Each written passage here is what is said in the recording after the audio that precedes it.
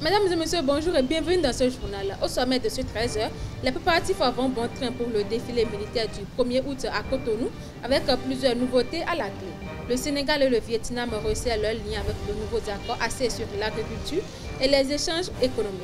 En sport, à Pénélan, dans la commune de Basila, des jeunes filles s'illustrent dans la lutte traditionnelle. Un projet sportif soutenu par plusieurs partenaires pour promouvoir l'inclusion et l'accès aux équipements. Les détails dans ce 13h.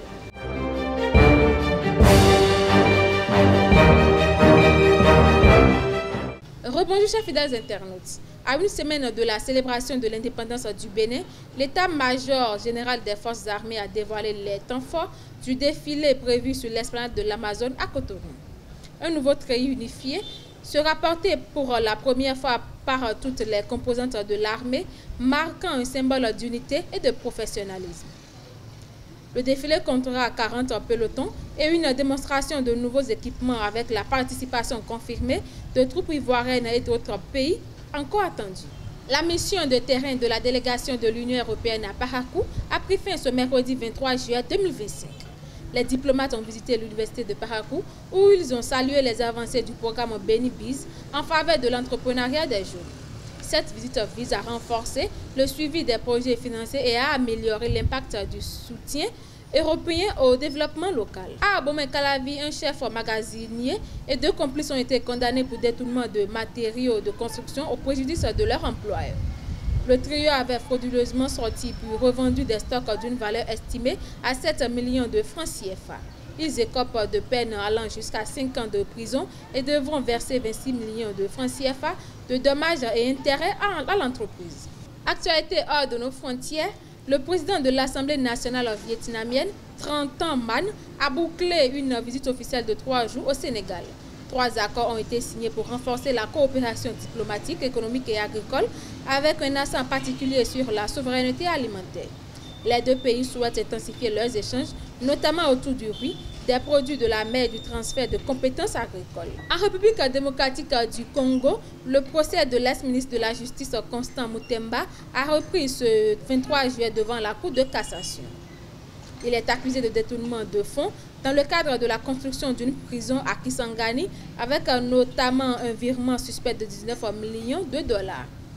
Lors de cette audience, qualifiée d'historique par l'accusé, ses avocats ont vu leurs exceptions rejetées avant le début d'un long interrogatoire. En Gambie, plus d'1 millier de personnes ont manifesté ce 23 juillet à Banjul contre la corruption et la mauvaise gouvernance. Le scandale lié à la vente opaque des biens de l'ex-dictateur Yahya Jammeh a ravivé la colère populaire. Les manifestants dénoncent aussi la dégradation des services publics, notamment dans la santé, alors qu'un premier cas de mponce vient d'être confirmé. Sport pour boucler ce journal, à Basila, dans le village de Pénélan, les jeunes filles font parler leur force dans une discipline souvent réservée aux hommes, la lutte traditionnelle. Une démonstration qui s'inscrit dans un cadre bien plus large. Grâce au projet Unisport 2, des équipements sportifs ont été remis à plusieurs équipes de la commune. Une action rendue possible grâce à l'ONG Gandiano, appuyée par l'ambassade de France et le ministère des Sports du Bénin, sous la supervision de l'association Enfants du Bénin de Lou. Reportage avec Marcel Coty.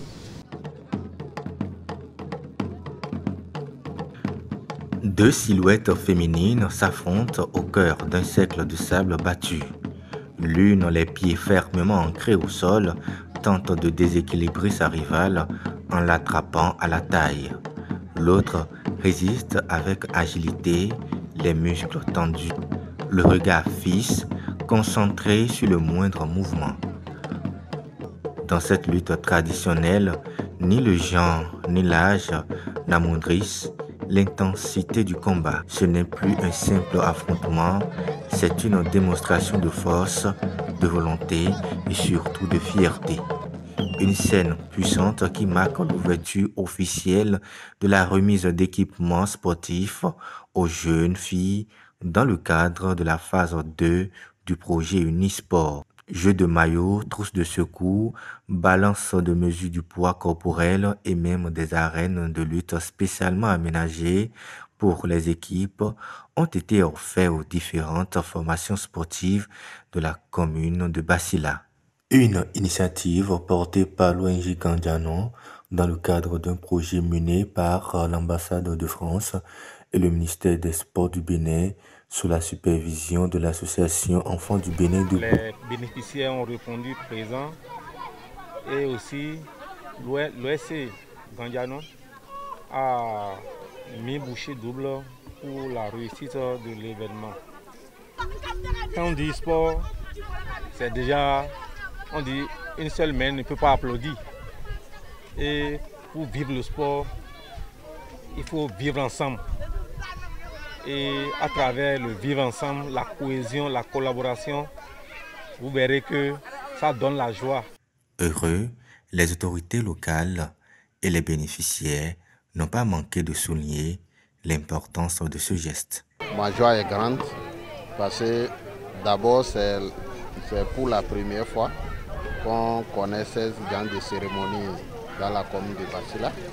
Et deuxième chose, c'est que je vois en même temps comment ce projet va contribuer à la promotion du sport, surtout le sport lutte africaine, masculin comme féminin. Non, vraiment, nous sommes très heureux, nous sommes très contents d'avoir pensé à nous. Parce qu'aujourd'hui, l'ONG et les représentants de la France qui sont venus organiser cette manifestation, nous sommes très heureux. Je pense qu'auparavant, on luttait, mais ça n'allait nulle part. Maintenant que les gens, le gouvernement pensait à nous pour venir organiser ces choses, je pense que les enfants auront le bon cœur de continuer à travailler et être parmi les gens.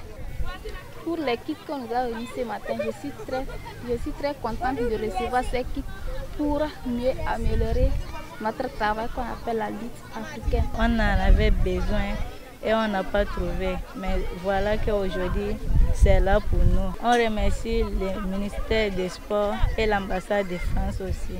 Merci beaucoup pour des objets que vous nous avez envoyés.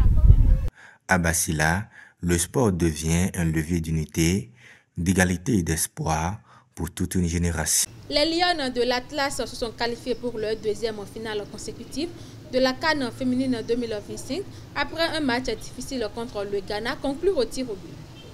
Portés par le public à Rabat, les Marocaines affronteront le Nigeria, 9 fois champion d'Afrique, ce samedi 26 juillet.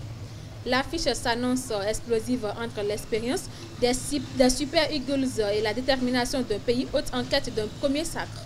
L'Australien Ben O'Connor a remporté l'étape reine du Tour de France 2025 en s'imposant en solitaire au sommet du col de la Loze. C'est sa deuxième victoire d'étape dans l'épreuve après celle de Tignes en 2021. Le Slovène Tadej Pogačar, toujours en jaune, a distancé Jonas Vingegaard dans les derniers mètres et consolide son avance avant la dernière étape de montagne. C'est tout pour ce journal. Merci de votre attention. À très bientôt.